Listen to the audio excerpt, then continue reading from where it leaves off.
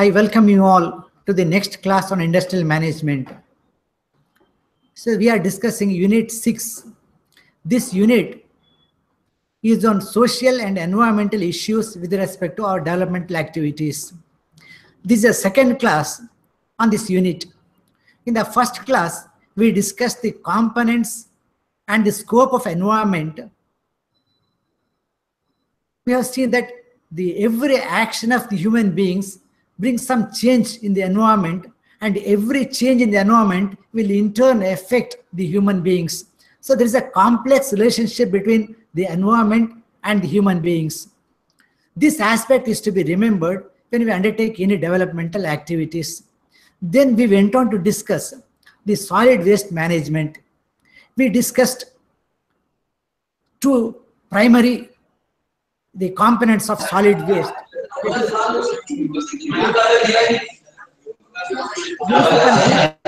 well as the hospital waste. Then we also discussed the hazardous waste and the ways and means of the managing the hazardous waste, the different techniques which are used to handle the hazardous waste. Now we'll continue from there.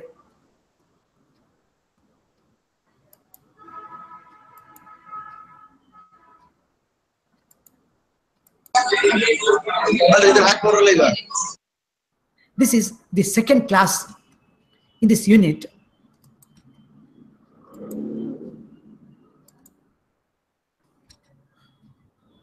So in this class, we'll be discussing certain important, certain very critical issues which are challenging the mankind today. So these issues cover a broad spectrum. We'll be discussing the e-waste and the dangers and hazards associated with the e-waste. We'll be discussing the global warming, which is causing the climate change, which is threatening the well-being as well as the survival of the human race. We'll be discussing the acid rain. We'll be discussing ozone layer depletion. We'll also discussing the rainwater harvesting. Let us have a quick overview of the content we intend to cover in today's class. We'll start with the e-waste. We are using a lot of gadget. We are using a luxurious life with a lot of comforts, and many of these comforts come from electronic gadgets. And someday or the other, this will end up as e-waste. That's what we'll be discussing first. Then a burning issue today is the climate change. The climate change is affecting the population all over the world. We'll discuss different issues related to the climate change. Primarily, it's a global warming that is bringing about the climate change on this earth. The rain, we always cherish rain. The dancing in the rain is a very favorite activity, what we did as children. But the rain water is not as pure as it used to be. In many places are affected with the acid rain. We'll be discussing the causes and effects of the acid rain. Then the IT has brought forth a number of changes in our lifestyles. It has brought forth a lot of the comforts for the human beings. The IT has also helped in the protection of the environment and the protection of the human health. We'll be discussing the role of IT with respect to the environment and with respect to the human health. Towards the end, we'll be discussing the rainwater harvesting. How do we preserve, how do we conserve the rainwater? As usual, we'll be having an interactive quiz at the end. Now let us start with the e-waste. Let me play a short video which shows certain important aspects of the e-waste.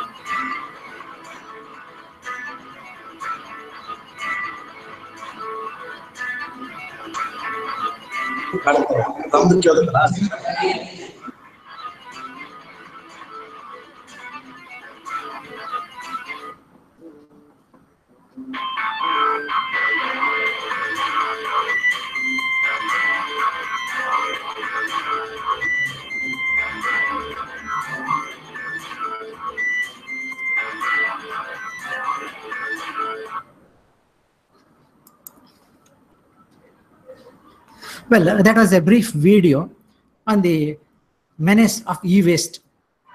We are using a number of the gadgets. We use any number of computers. The calculators, our favorite for doing calculations. The mobiles, we are addicted to the mobiles, and this addiction is growing stronger day by day. Finally, one day or the other, all these items will enter into our dustbin. And it will not stay in the dustbin. Somewhere or the other, it has to be disposed. So that will be disposed as some sort of landfill pollution on some day or the other. So this is finally the where all the electronics items will end up. The question is, what do we do with this e-waste? How dangerous is the e-waste to us? So the e-waste can be defined as all our electronic items, our computers, our office electronic equipments, our entertainment devices, our mobile phones, our television sets, refrigerators, and all such items which have got the electronic components are someday or the other ending up as the e-waste. To some extent, we try to reuse it. We need to try to resell, but again, that is for a limited period of time. Salvage whatever is possible, recycle what is possible. Finally, we will have to dispose it somewhere or the other as the e-waste. So the e-waste will end up as landfill waste at some period of time.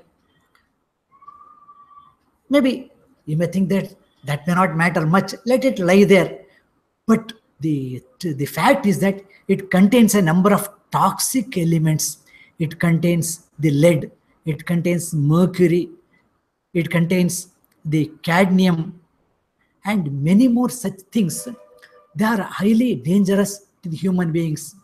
How do they become dangerous is that they will leach into the soil, and finally when the rain comes, they will end up in the water sources. Finally, we will be drinking the water which will be contaminated by these toxic elements.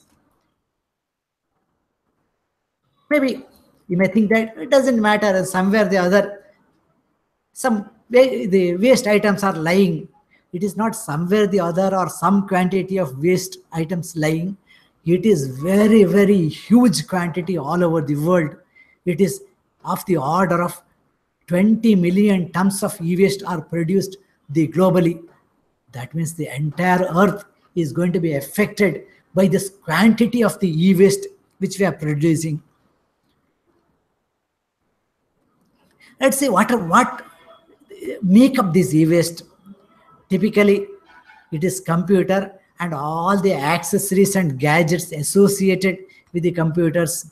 It is our television sets, it is our VCRs, it is the stereos, our photocopiers, our fax machines, our cameras, our mobile phones, our projectors, our calculators, and what not. There is no end to the list. There is no end to the gadget we use, and there is no end to these gadgets ending up as the e-waste. Let us come to the harmful effect of the e-waste. What does this e-waste contain? This e-waste contain the non-poisonous as well as the toxic elements.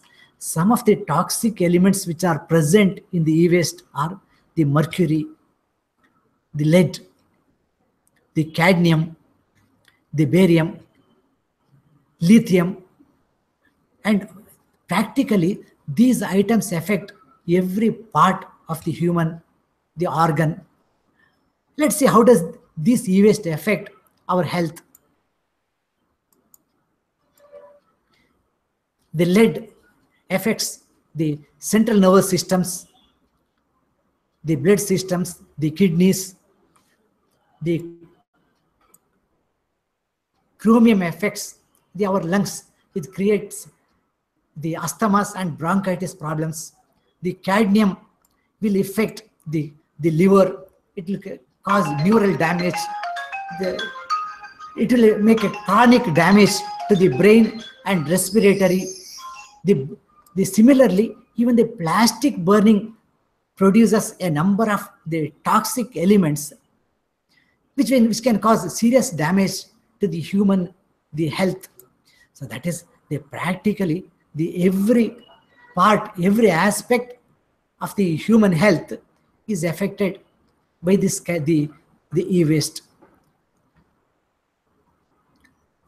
Now let us come to the related issue, what is known as the climate change. What is climate? Climate, what we mean by climate is the statistical distribution of different weather conditions over a period of time. So the rainfall includes this part of climate, snowfall is part of climate, the wind patterns form climate, the temperature conditions of the place are part of the climate. These climates remain relatively stationary for a long period of time. There are climatic changes, but these climatic changes occur periodically in a place. But the climate change refers to the statistical distribution changing, that is change in statistical distribution of weather pattern which will remain for an extended period of time. This climatic change may remain for decades, or it can even remain for millions of years. That is, the climatic changes are relatively permanent changes brought about in the weather condition or in the climate condition of a particular place. That is, a long-term change in the earth climate is what is known as the climate change.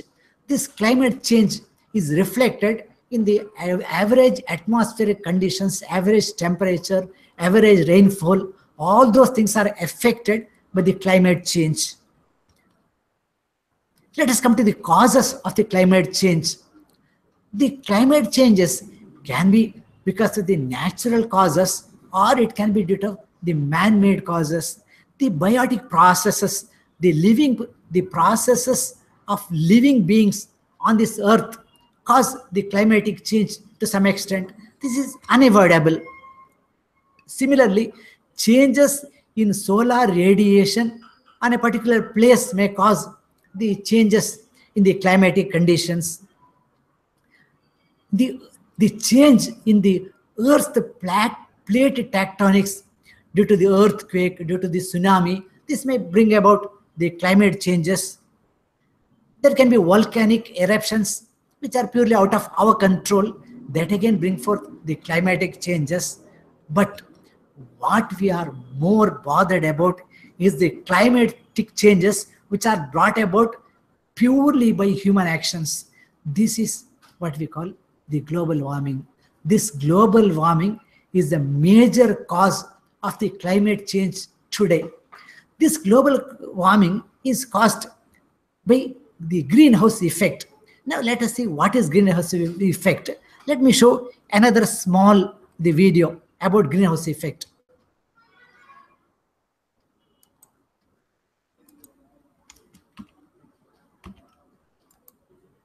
Do we know exactly what is going to happen? And is it really that big a problem? The sun naturally gives off heat radiation. Some of this just goes into space. But some comes to the Earth and warms the planet. This is our only natural source of heat, and without it the world would constantly be in sub-zero temperatures. When this heat radiation reaches Earth, it is absorbed. The Earth then gives off some heat radiation of its own. This is radiated into space, but some of it gets trapped in a layer of greenhouse gases just below the atmosphere. It can't escape, so stays in the Earth's atmosphere, making the Earth just that extra bit hotter. With this happening over and over again, the Earth is sure to heat up significantly. So what are these greenhouse gases, and how did they get there? The atmosphere is made up of the following gases. 6% is nitrous oxide, 14% comes from CFCs such as aerosols, 18% is methane from things such as agricultural fertilizer, 12% is ozone, which helps protect the Earth from dangerous radiation from the sun. So this is good to have in the atmosphere. And a whopping 50% of all the greenhouse gases are carbon dioxide. Some of these gases are there naturally, like ozone, for example, but most of the other gases were put there by us. We make those gases during our everyday lives, through cars, factories, and power stations. A recent study in Germany showed that 5% of Germany's total CO2 output was from domestic heating, 15% was from power stations, and 20% was from industry. And a massive 60% was from transport. Cars, lorries, and trains are all destroying this planet of ours. The amount of CO2 could naturally be reduced by planting more trees, but we're doing the opposite. We're cutting them down to make way for even more polluting factories and roads. So all these things put together make up the greenhouse effect. So called because of the way the heat is let in, but can't escape. It's exactly what happens inside a greenhouse. We know what the greenhouse effect is. What will be the end result?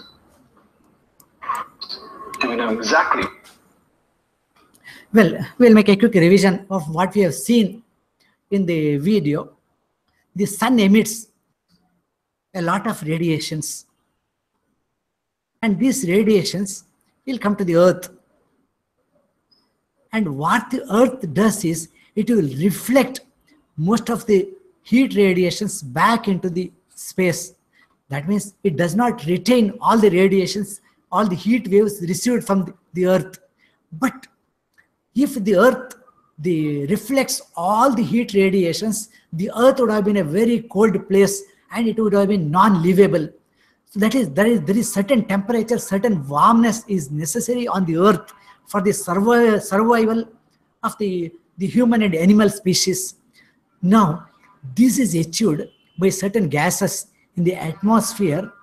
So these gases are known as greenhouse gases. They trap the heat which is reflected back, and it doesn't allow this heat to escape back into the space. That means some heat is trapped in this earth in the atmosphere by the help of the greenhouse gases. That is, what is reflected is the earth is trapped in some of the greenhouse gases. Let's see what are these greenhouse gases. The methane is a typical greenhouse gas. Even water vapor has got greenhouse effect, but primarily it is the carbon dioxide which is trapping the heat, which is causing the heat to rise on the earth. This is all right because we needed some temperature in the earth for the survival of the human race. But if the percentage of greenhouse gas, the carbon dioxide, goes beyond a particular limit, the temperature of the earth will increase beyond a particular limit. That will have dangerous consequences for both the animal as well as the human beings living on this earth. That is, the temperature cannot go beyond a limit, and even a small increase in temperature will have drastic consequences for the atmosphere.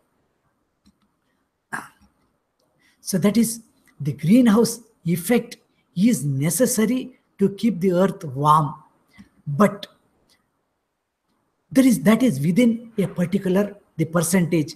If we have got excess the presence of greenhouse gases, typically carbon dioxide, that will lead to a phenomena called the global warming. This is harmful to the life on earth. Over the last 2 centuries, we are experiencing a lot of problem. Till then, there was no problem of global warming, there was no problem greenhouse effect because the carbon dioxide in the atmosphere was within the definite proportions. Now, over the past 2 centuries, the percentage of carbon dioxide in the atmosphere has gone up by nothing less than 25%. And because of this, the temperature of the earth has increased by 0.5 degrees. Even this, the increase is causing the dangerous implications for the human population. The projection is very gloomy. The projection seems to be very dangerous. In the next 50 to 100 years, we are going to produce more and more carbon dioxide. That means the percentage will double in the atmosphere in the next 50 to 100 years, which will cause a rise in temperature of 4 to 5 degrees of the earth. This is going to be drastically dangerous. This is going to be a disaster for the beings as well as the life on earth. It will have very devastating the consequences. Now, let's see another small video on the global warming. For 2.5 million years, the Earth's climate has fluctuated, cycling from ice ages to warmer periods. But in the last century, the planet's temperature has risen unusually fast, about 1.2 to 1.4 degrees Fahrenheit. Scientists believe it's human activity that's driving the temperatures up, a process known as global warming. Ever since the Industrial Revolution began, factories, power plants, and eventually cars have burned fossil fuels such as oil and coal, releasing huge amounts of carbon dioxide and other gases into the atmosphere. These greenhouse gases trap heat near the Earth through a naturally occurring process called the greenhouse effect. The greenhouse effect begins with the sun and the energy it radiates to the Earth. The Earth and the atmosphere absorb some of this energy, while the rest is radiated back into space. Naturally occurring gases in the atmosphere trap some of this energy and reflect it back, warming the Earth. Scientists now believe that the greenhouse effect is being intensified by the extra greenhouse gases that humans have released. Evidence for global warming includes a recent string of very warm years. Scientists report that 1998 was the warmest year in measured history, with 2005 coming in second. Meanwhile, readings taken from ice cores show that the greenhouse gases carbon dioxide and methane have hit their highest levels in the past 420,000 years. Arctic sea ice is also shrinking. According to NASA studies, the extent of Arctic sea ice has declined about 10% in the last 30 years. As long as industrialized nations consume energy and developing countries increase their fossil fuel consumption, the concentration of greenhouse gases in the atmosphere will continue to rise. Researchers predict that temperatures will increase about 2 to 10 degrees Fahrenheit by the end of the century. What's less certain is what rising temperatures mean for the planet. Some climate models predict subtle changes. Others forecast rising sea levels which could flood coastal areas around the world. Weather patterns could change, making hurricanes more frequent. Severe droughts could become more common in warm areas, and species unable to adapt to the changing conditions would face extinction. Although much remains to be learned about global warming, many organizations advocate cutting greenhouse gas emissions to reduce the impact of global warming. Consumers can help by saving energy around the house, switching to compact fluorescent light bulbs, and driving fewer miles in the car each week. These simple changes may help keep the Earth cooler in the future.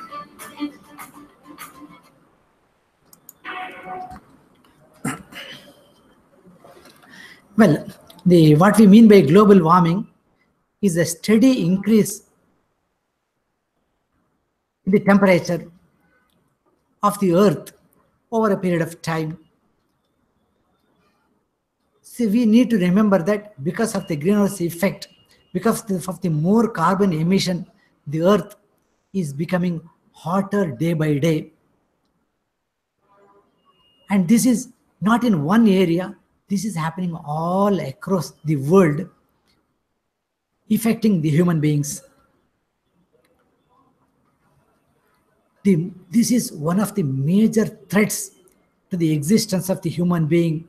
So this reduces the possibility of the earth when the temperature goes beyond a particular limit. Coming to the causes of the global warming, there are a number of causes. Some of the causes are natural causes. For example, there are certain stockpile of methane under the surface of the earth. They come to the surface in certain Arctic areas and certain wetlands. So these are the greenhouse gases that will cause the increase in temperature, that will cause changes in the climatic cycle. But what we are more concerned is about the man-made causes.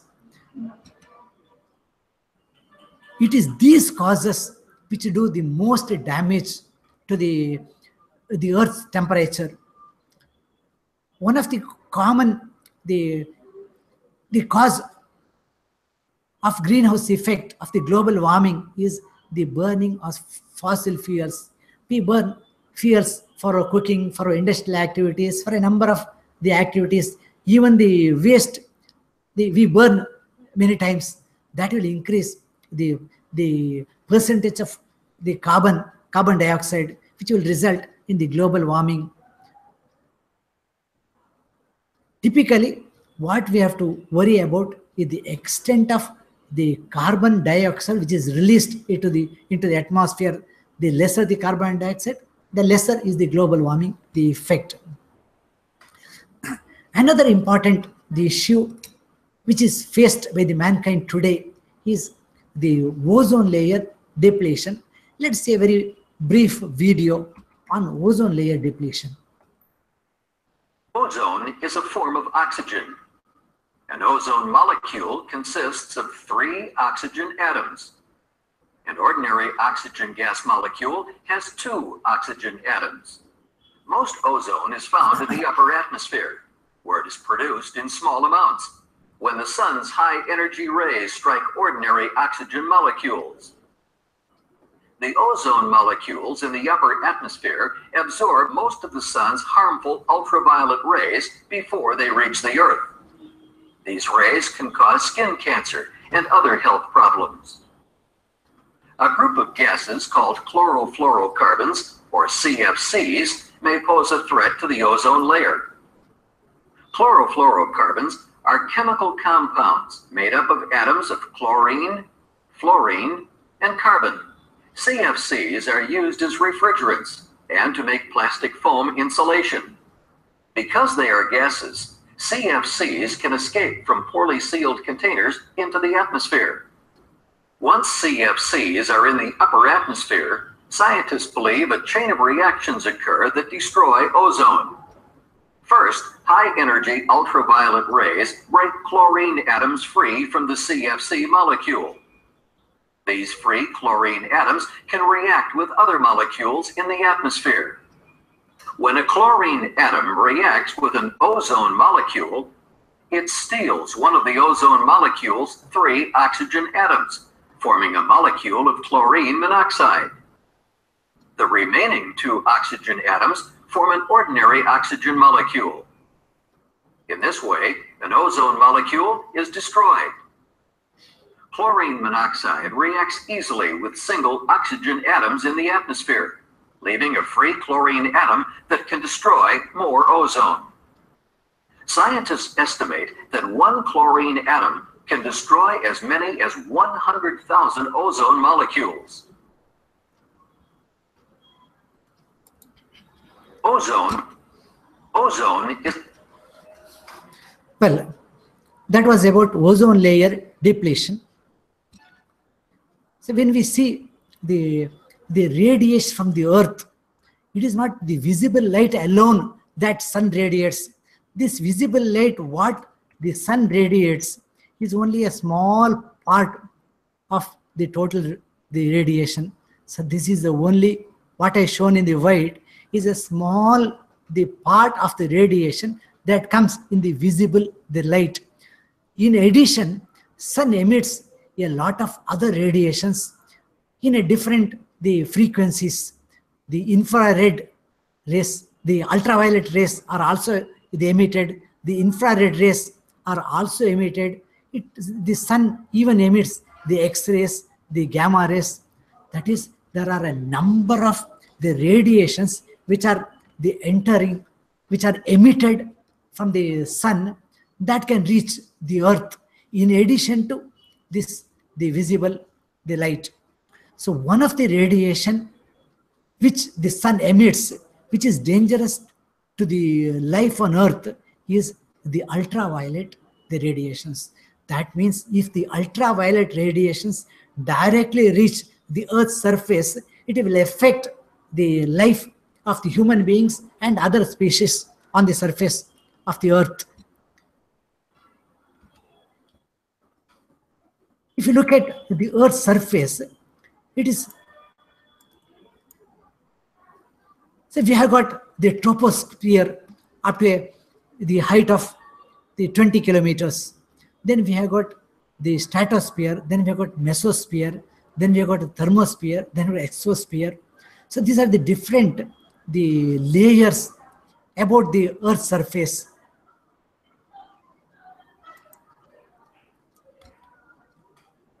The earth, the radiations which are emitted from the sun reaches the earth, the atmosphere.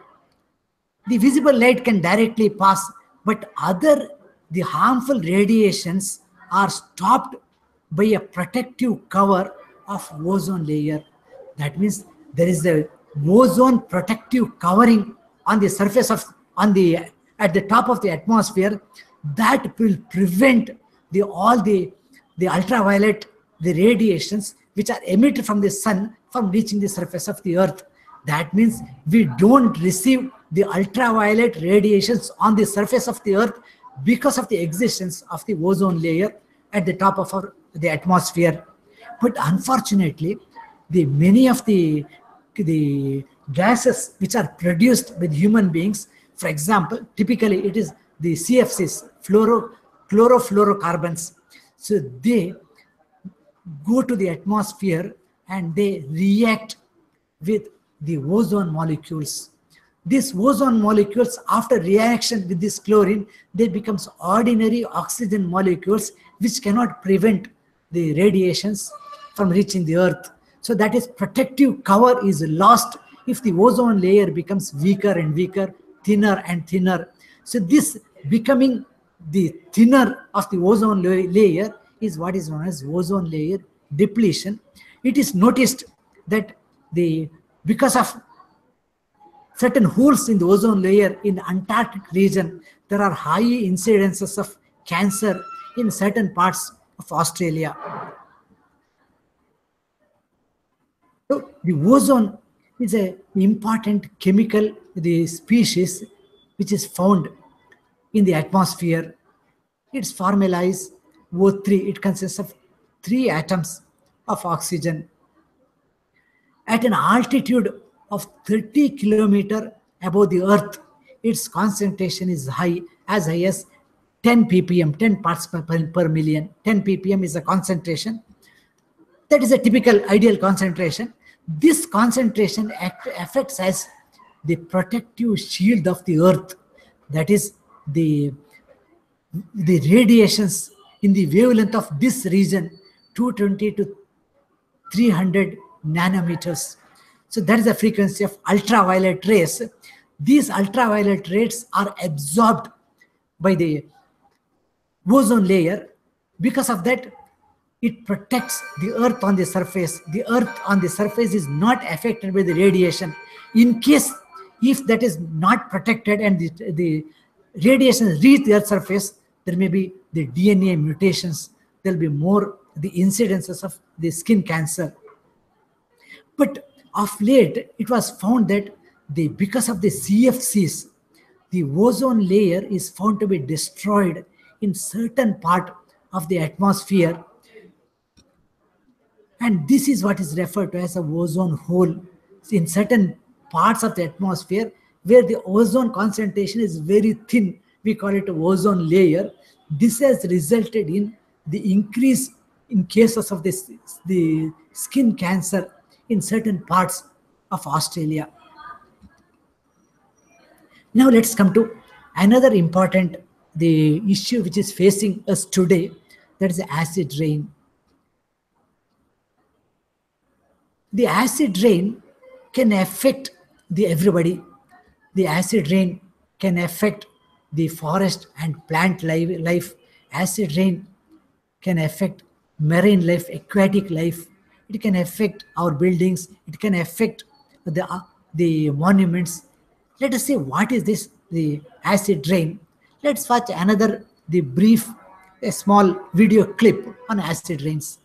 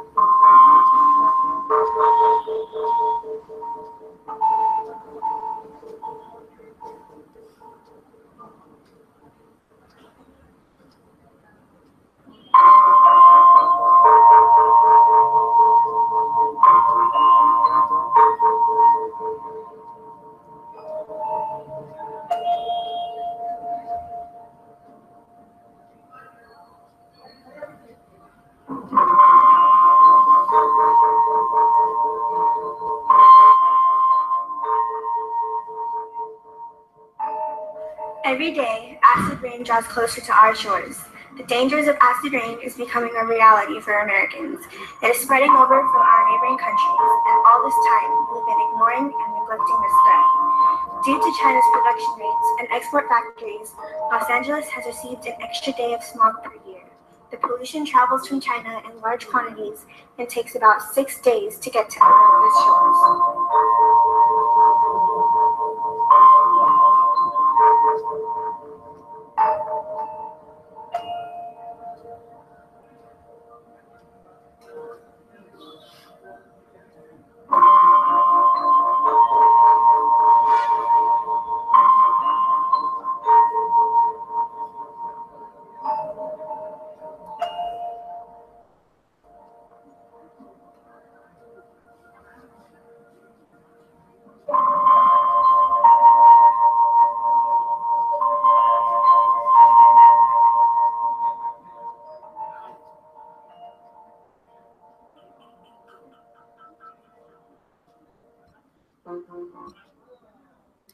Well, coming to the acid rain, the rain is something which which is always the valued by mankind. We enjoy the rain, but this rainwater can be contaminated by the presence of the different acids. Let us see from where this acid comes. Typically, it is the emission from the industries in the form of sulfur oxides and in the form of the oxides of nitrogen. The oxides, these gases are there in the emission from the industries. This will go and mix with the atmospheric, the clouds, the moisture will be mixed with the sulfuric acid and nitric acid when these oxides mix with water. And finally, so this will come as the rainwater. That means the rainwater will include a substantial portion of the acids along the water. Typically, if you measure the pH value, a pH value less than 5.5 is considered to be the acidic, which is dangerous for the human population. Coming to the effect of the acid rain, there are multiple effects of the acid rain. It can corrode our buildings. It can corrode even the monuments. The Taj Mahal, this was the original form. This is the present form because of the impact of the acids working on the surface of the, affecting the surface of the marbles.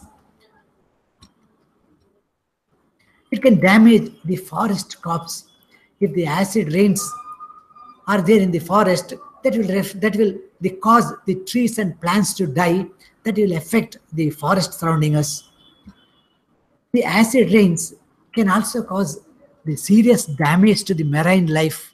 The aquatic, the plants and animals may die because of the acidic content of the water. The acid rain can cause the human health problems. It can cause problems leading to the lungs. It can cause problem leading to the skin, affecting the skin of the human beings. In addition, it can corrode our structures, our metallic parts. So these are the effect of the acid rain. Now let us come to the role of IT, information technology, in the preserving the environment as well as the human earth. There is no area of our life which is not touched by the information technology. Some areas are touched positively, some negatively. Almost every aspect of our life is affected by the information technology. Let us see how this information technology affects the environment and human health. Obviously, it has got a tremendous potential. It has got a very high role to play in preserving the environment as well as the human earth. We have got the GIS facilities all over the world. Wherever we go, whatever is there can be tracked by the geological information systems, geographic information. That is, it has got a wealth of information, data about the Earth's surface, about the Earth's climate, about the atmosphere, entire the Earth. So this data is used by the different software for studying the environmental, the issues and health studies of the human beings. One of the ways in which this data is collected is from remote sensing. There are satellites, what we call as remote sensing, the satellites which are exclusively used for sensing the environmental data and storing it in the appropriate databases. That means the availability of many of the things on Earth can be predicted by remote sensing. For example, the availability of natural resources can be obtained. What is inside the Earth can be studied from the satellite above the Earth. Availability of the crude oil, availability of minerals, all those things are studied by remote sensing, and this data is collected. This data is available in a number of the formats. There is a national management information system which contains many of the data. There's a environmental information system, ENVIS, that contains a lot of the environmental data. Similarly, there is a GIS, geographical information the system. So these are all the databases which are produced by the use of the IT by remote sensing. GIS is a very effective tool to map the Earth. That is, we can map the different parameters of the Earth and form the thematic map of the Earth. It can it can map the water resources as one layer, the soil type on another layer, the industrial growth, the human settlement. All these data can be superimposed on one another, and we can model of the Earth, the model of the life on Earth by using GIS. Another important area where the IT plays an important part is what is known as the bioinformatics. That is, the information technology is used for the biological, the purposes. One of the most complex thing on earth is human DNA. Every cell of the human is so minute, and this minute cell has got its DNA structures and chromosomes. So every the gene has got contains a number of the millions of the encoded data. So these data are tried to be understood by genome sequencing. This is through biotechnology. We have got the genetic, the engineering. All those things are the latest trends which are used for the biological and medical purposes for enhancing the health as well as the life on earth. This information is also used to identify disease infected areas, disease prone areas, and even to treat certain diseases. This information, the genetic engineering, this genomic sequences is used. Let's come to the rainwater. We all enjoyed rainwater. Dancing the rainwater was the hobby for us as children. But this rainwater is not as pure as it used to be. So this rainwater is affected by the different ways. Now,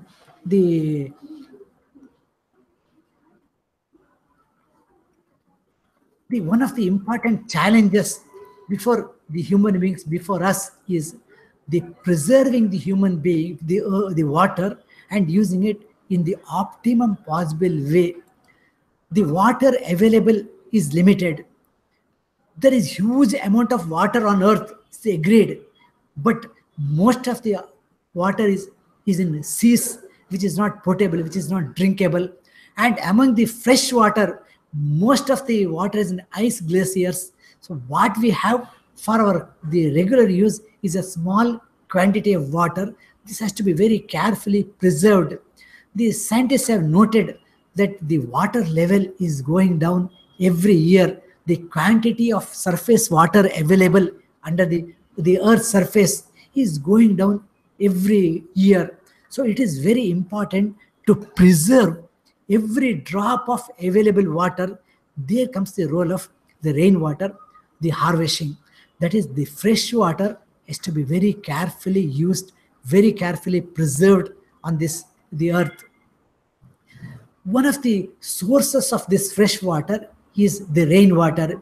If you don't do anything, this will go into the rivers, and finally it will end up in the seas without doing any useful purpose. Of course, it is part of the water cycle. It will evaporate and cause rains again. But other than that, it does not have a useful purpose if you just allow the rainwater to flow back into the sea. So this rainwater has to be caught, it has to be preserved, it has to be used for the human beings. So the rainwater harvesting is a technique, is a process of collecting, filtering, storing, and using the rainwater for the domestic purpose, for irrigation purpose, and also for other purposes. That is what the rainwater harvesting is concerned. Let us come to a typical the rainwater harvesting, the system which the individual house owners can employ. Typically, there is going to be a catchment area. This catchment area for a residential or for a commercial complex can be the rooftop, can be its terrace. So there is a huge surface area at the terrace. So the water can come, and what we can store the water in that surface area. And this stored surface area is carefully passed to a rainwater storage tank below. That means what water comes here will come and get stored here. From there, certain filters are used, and through some filters, it will come and store in the main tank below. This is the main tank of the rainwater. That means this has to be huge one if you want to store the large amount of water. But even then, at some point of time, this may get filled because we may be having huge rains. In that case, we have got an escape valve. We need an outlet valve from this tank where it will allow water to enter, go out, but it will not allow any outside water to enter in. So we need an one-way valve here which can allow the excess water to pass into the soil. Now the water is stored here. This stored water is to be used for the domestic purpose. We have got a pump here. This pump will lift the water for being used at home. This water which is lifted here will pass through some filters, some purifying devices, and which can be stored here. Usually, for the drinking water, we need to use a reverse osmosis RO filter so that we get purified water for our drinking purposes. This is a typical the rooftop rainwater harvesting system. Let us see what are the advantages of this rainwater harvesting system. This does not involve very complicated machinery. Comparatively, that is easy to maintain. Of course, this will reduce the water bills. As water is becoming more and more scarce, the water bills are becoming more and more steep. So, by using the rainwater, we can reduce the demand for other type of water, which will reduce the water bill. For irrigation, we can collect it, we can use for irrigation purposes, for watering the gardens. We need not use the municipal supplies or other supplies. This can be very comfortably used. As we already seen, the groundwater is becoming less and less. The groundwater table is going down and down year after year. By using the rainwater, we can reduce the demand on groundwater so that the groundwater will not go further down. In addition, when the water flows fast, it will cause floods and soil erosion. The collecting the rainwater will reduce the possibility of floods. It will reduce the possibility of soil, the erosion. For many of the non-drinking purposes, without any purification, we can directly use rainwater because by and large rainwater is pure water. So for non-drinking water, we might use the specific purifying systems. For non-drinking water purposes, it is possible to directly use the rainwater without any cost involving in its purification. Now, let's come to the disadvantages or limitations of the rainwater.